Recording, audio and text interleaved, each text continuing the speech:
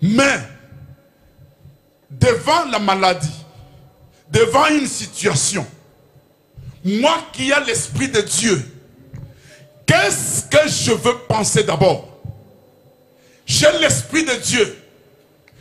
J'ai la parole de Dieu. Je ne suis pas esclave. Je ne suis redevable à personne, dit Romain. Alléluia. Même quand la maladie vient, je dirais à la maladie, moi ce que je sais, j'ai Jésus-Christ. Jésus c'est la guérison. Quand la pauvreté arrive, je dis à la pauvreté, moi j'ai Jésus. Jésus c'est la richesse. Parce que la Bible dit, l'or et l'argent lui appartiennent. Alléluia. Même quand il y a la mort, je dirais que Jésus est la résurrection. Alléluia. Que rien ne puisse t'intimider. Que rien ne puisse te faire, puisse te ramener encore plus bas. Non, nous ne sommes pas appelés pour cela. Dieu nous a donné son esprit pour être éveillés. Je ne suis pas prisonnier. La Bible dit, dans Ésaïe 61 que nous avons lu, il est venu, la bonne nouvelle c'est pour libérer les captifs. C'est pour rendre libres les prisonniers. Tu n'es plus dans les prisons. Alléluia. Toutes les situations que l'ennemi amène, c'est pour te renfermer. Et si tu n'as pas cette connaissance, et si tu ne fais pas appel à l'Esprit de Dieu que tu as reçu, alors tu vas te renfermer toi-même dans la prison. Alléluia. Alors que Jésus a œuvré pour te libérer. L'Esprit sûr. L'Esprit de Dieu sûr. Est-ce que tu es enfant de Dieu? Oui, je suis enfant de Dieu. Mais pourquoi tu es abattu complètement comme ça? L'Esprit ne te relève pas. Écoutez ce que Jésus disait. Père, si tu peux monter cette coupe. Ça c'est la chair qui parle. La chair voulait fuir la souffrance. Mais lorsque l'Esprit est monté, l'Esprit a dit, toutefois, je ferai ce que toi tu veux. Alléluia. Ça c'est l'Esprit qui parle. Ton corps peut te dicter quelque chose. Mais, il faudrait mieux choisir ce que l'Esprit te dit. Alléluia. L'Esprit de Dieu.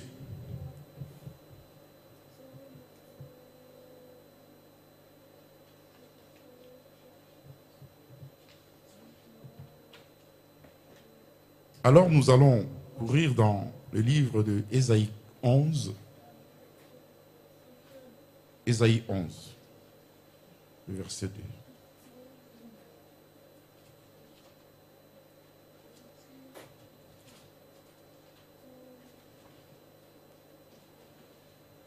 Nous allons aborder le deuxième point, le deuxième aspect qui est, je disais, l'Esprit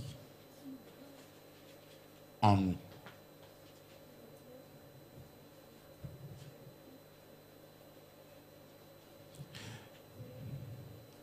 Ésaïe 11, verset 2.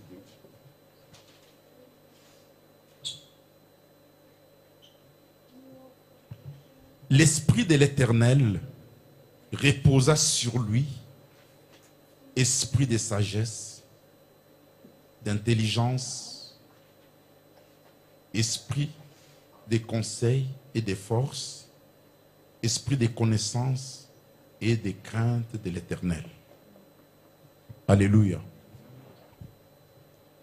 Quand l'Esprit vient, l'Esprit repose en toi.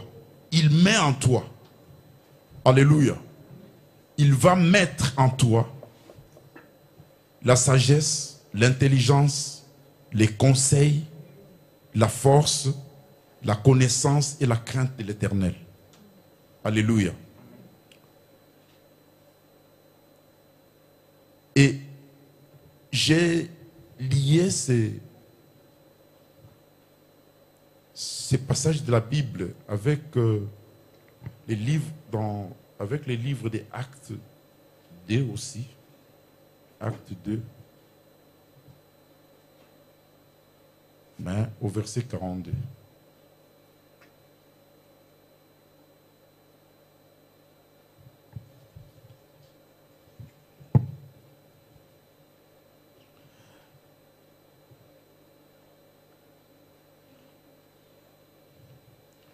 Acte 2, verset, je commence toujours par 41.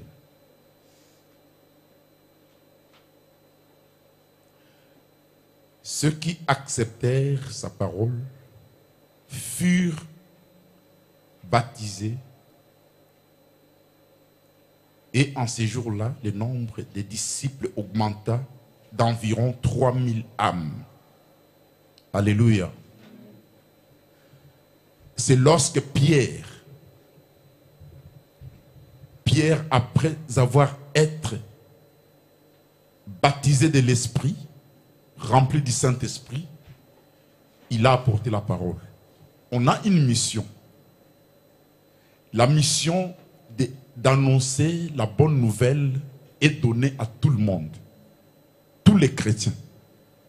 Tous les chrétiens qui ont reçu Jésus-Christ dans sa vie, lorsque l'Esprit de Dieu est scellé, il a une mission d'annoncer cette bonne nouvelle. Alléluia. Ça c'est quand je parlais de l'Esprit sûr. Et avec cet Esprit qui est sur toi, si je peux ajouter quelque chose, cet esprit, avec cet esprit, on chassera les démons. On guérira les malades. Avec cet esprit qu'on a reçu, le Saint-Esprit, qui est sur toi. On peut, donc on a le pouvoir de chasser les démons et de guérir des malades. Alléluia. Acte 2,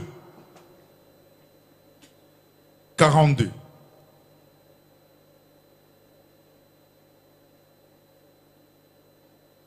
Il persévérait dans l'enseignement des apôtres, dans la communion fraternelle, dans la fraction du pain et dans les prières. Amen.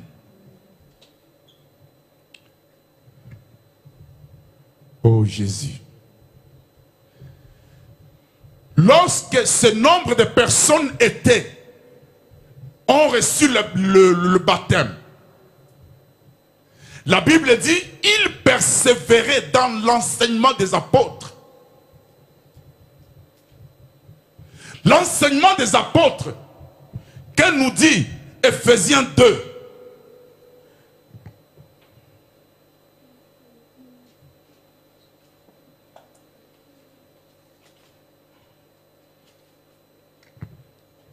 Ephésiens 2 nous dit,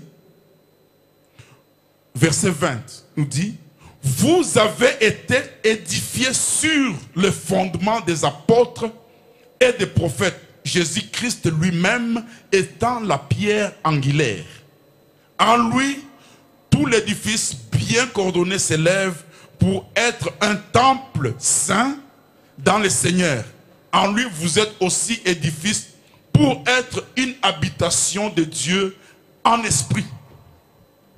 Alléluia.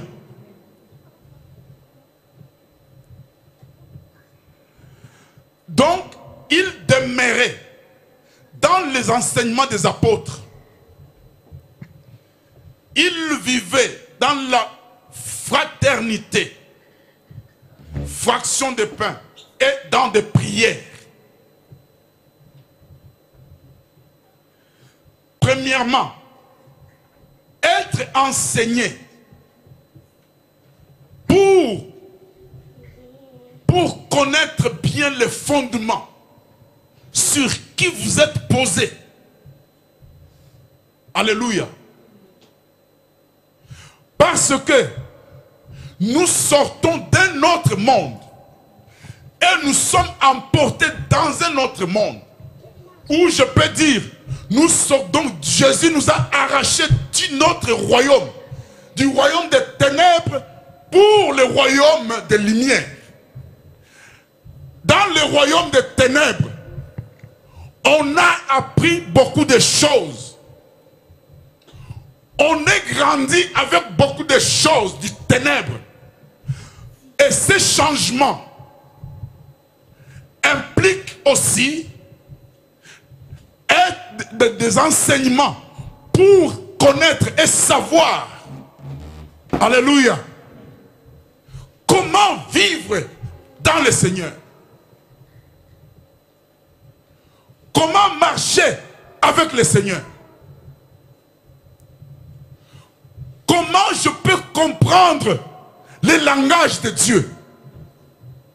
C'est pourquoi, quand on reçoit le baptême, quand on a accepté Jésus, on doit vraiment s'asseoir sur le fondement des apôtres. Alléluia.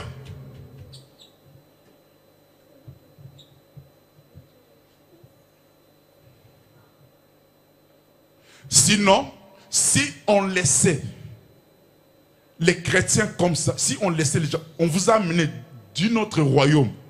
Là, on vous a instruit, on vous a éduqué. Vous avez reçu une formation.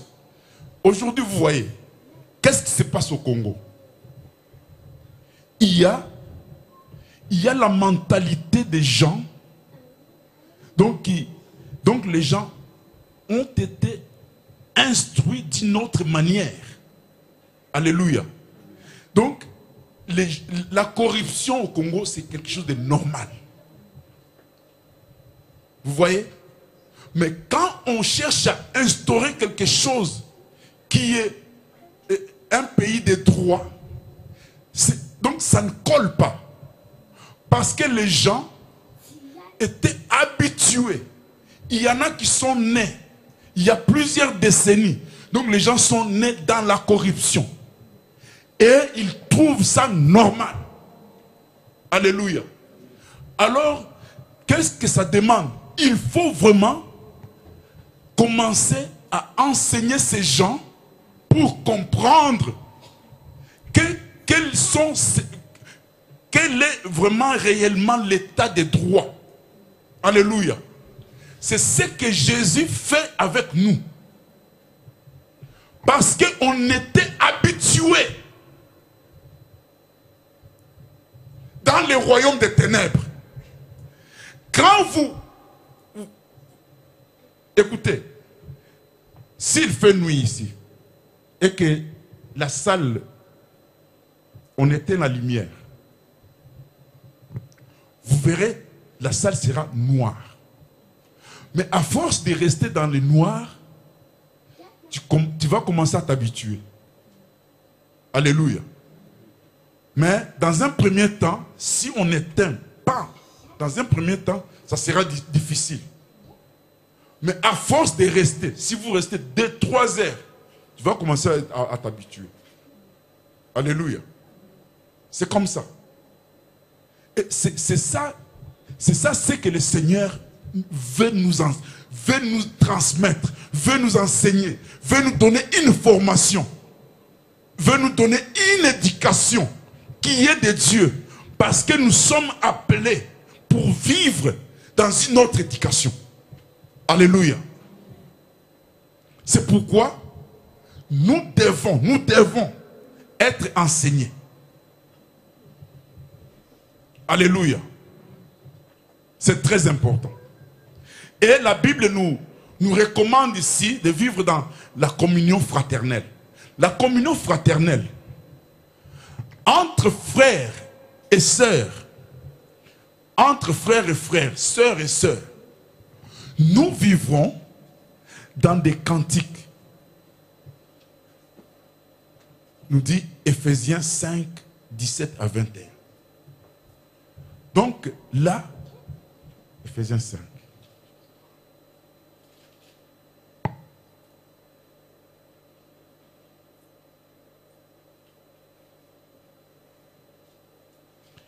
Éphésiens 5, 17.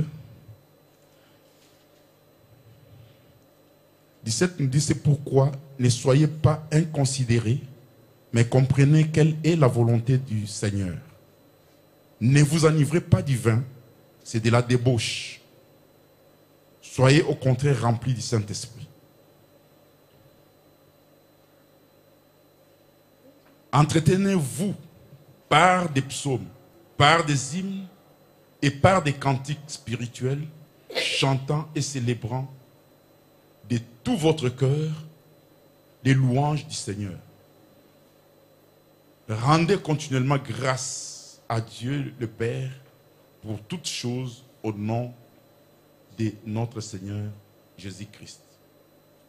Vous soumettant les uns les autres dans la crainte de Christ. Alléluia. Donc, ici, il dit, c'est pourquoi ne soyez pas inconsidérés, mais comprenez quelle est la volonté de Dieu. Parce que nous devons comprendre quelle est la volonté de Dieu. Alléluia. À force de le chercher, par son esprit, il va nous enseigner. Alléluia. Et il va nous éclairer. Ne vous enivrez pas de vin, c'est de la débauche. Soyez au contraire remplis de l'esprit. Alléluia. Le vin, ce n'est pas seulement la boisson. Le vin, c'est toute chose qui peut t'enivrer. Est-ce que vous me comprenez? Vous me saisissez? Il y a des choses qui peuvent te rendre ivre. Il y a des choses. Donc, si tu ne le fais pas, donc c'est comme si il te manque quelque chose. Mais la Bible nous dit, ne vous enivrez pas de ces choses. Mais soyez par contre remplis du Saint-Esprit. Et il ajoute, entretenez-vous par des psaumes, des hymnes et des cantiques. Entre nous chrétiens, quand on est ensemble, c'est-à-dire, nous parlerons du Seigneur. Nous allons élever le Seigneur. Nous allons témoigner sa grandeur, ses bontés. Nous allons dire ce qu'il est. C'est comme ici, on est en train de parler du Seigneur. Et quand nous demeurons ensemble, c'est-à-dire nous parlerons aussi, nous allons le même, nous vivrons dans le même langage. Alléluia. Parce que si je commence à fréquenter des païens, et ils vont m'attirer de l'autre côté. Alléluia. Si tu te mets avec les païens, tu parleras de Dieu peut-être 10 minutes et ils se fatigueront. Alléluia. Ils chercheront aussi à t'amener dans leur monde. C'est pourquoi quand tu vas dans le milieu des païens, tu leur parles du Seigneur, quelques instants, il faut s'éclipser. Alléluia. Molimo na nzambe la lisakate. Molimo na nzambe etele misaka. Molimo na nzambe ala musaka. Alléluia. Le Saint-Esprit est là. Alors, quand on parle du Seigneur, mon esprit doit s'éveiller. Mon esprit doit rester en éveil. Même si je n'ai pas dormi toute la nuit. Mais je dirais, Seigneur, je suis dans ta présence. Je veux vraiment voir. Je veux comprendre ce que toi, tu es, ce que tu dis. Donne-moi la force. Il va me redonner la force par son esprit. Alléluia. C'est pourquoi, bien-aimés, nous sommes appelés à vivre en communion fraternelle. Parce que entre nous chrétiens, nous avons un même langage. Langage qui donne gloire à notre Seigneur. Alléluia. Chose impossible chez les païens. Ça, c'est la communion fraternelle et les fractions du pain.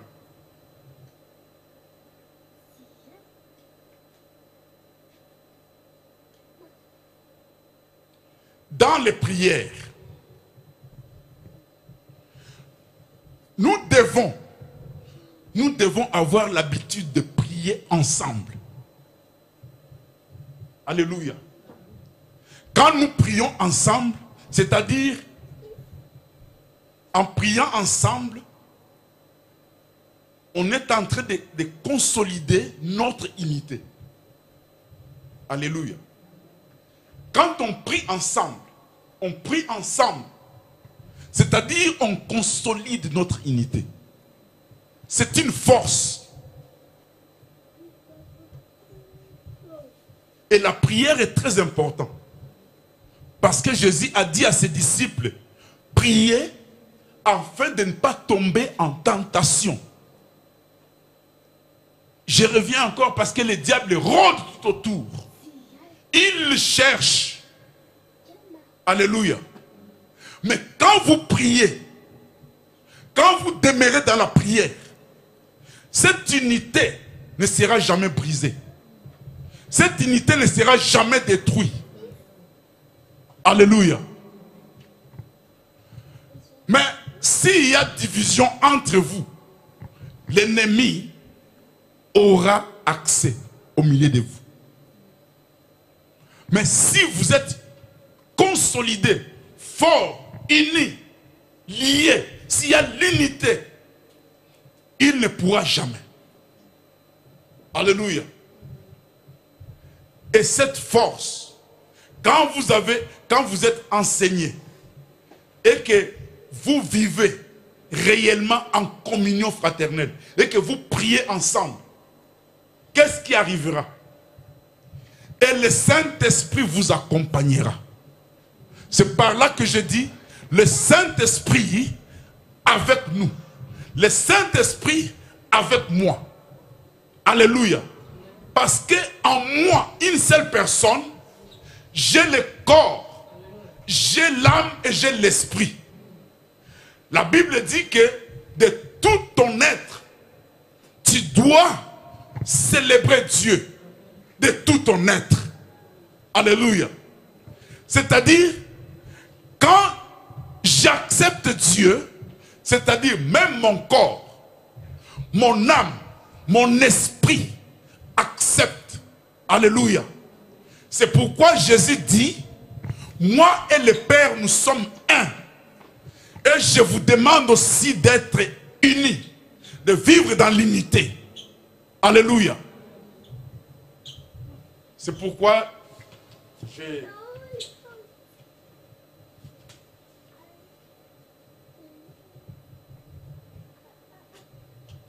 j'ai dit l'esprit avec.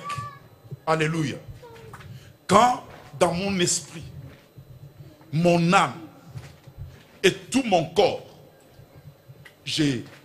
j'accepte Dieu et que de tout mon être, je célèbre Dieu. Je le loue en toute vérité. C'est par là que l'Esprit de Dieu, après avoir reçu les enseignements, après avoir me consolidé moi-même, et le Saint-Esprit marchera avec moi. C'est par là que je disais, livre des Actes 2, 43. 43 nous dit, il se faisait beaucoup de prodiges et de miracles parmi les apôtres. Alléluia. Des prodiges et des miracles se faisaient parmi les apôtres. Parce qu'ils étaient tous unis.